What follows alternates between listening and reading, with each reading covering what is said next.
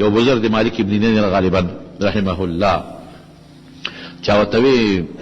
یو نوکر ولا راغی وی غل راغی و نیم مال یې دنه غونډ یوړو وی الحمدلله بیا وی الحمدلله بیا وی الحمدلله نو چا ورته وی ګوره دا خو د سنتو خلاف ورزي دی وکړه سنت خو دې ته وایي چې د چا نه غم راشي تکلیف راشي دی به انا لله وایي انا لله و انا الیه راجعون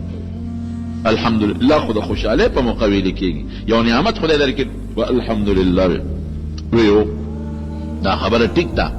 خو ما الحمدلله په دې ونه وي چې زما نه مال لاړ ما دې ګوره بزرګانو نیکان خو داسې وي ما دې خپل ورته وکتل ورته مې وکتل چې زما زړه مطمئن دی که نه دی نو له مې دې وخت کې مطمئن و له مې راته وي چې مه خفه کېږه نیم مال تلي دي نیم شته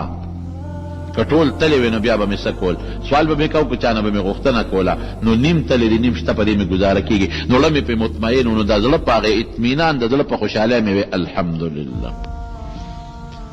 وی بیا مې ړه ته وکتل نو له مې ما ته وی چې مه خفه کېږه مال تلې دي ایمان نه دی تلې ایمان شته مال لاړ مالونه خو بیا پیدا کېږي المال غاد و رایح هدایه کې راځي دا خو سبا ځي او ماښام راځي او ماښام ځي او سبا راځي مال لاړ ایمان شته نو دوباره مې وی الحمدلله وګوره درېیمې خبرې ته وګوره وی چې بیا مې له ته وکتل نو له مې راته څه وایي شکر وباسه چې تا د چا غلا نه ده کړې ستا وشوه کله دې غل په دې ته وې او پردې کنډر دې کو بیا به دې څه کول نو دا درې څیزونو باندې مې زړه مطمئن او خوشحاله نو ما ځکه وی چې الحمدلله مال لاړ نو ته به چغې او فریاد به نه کې صبر به کې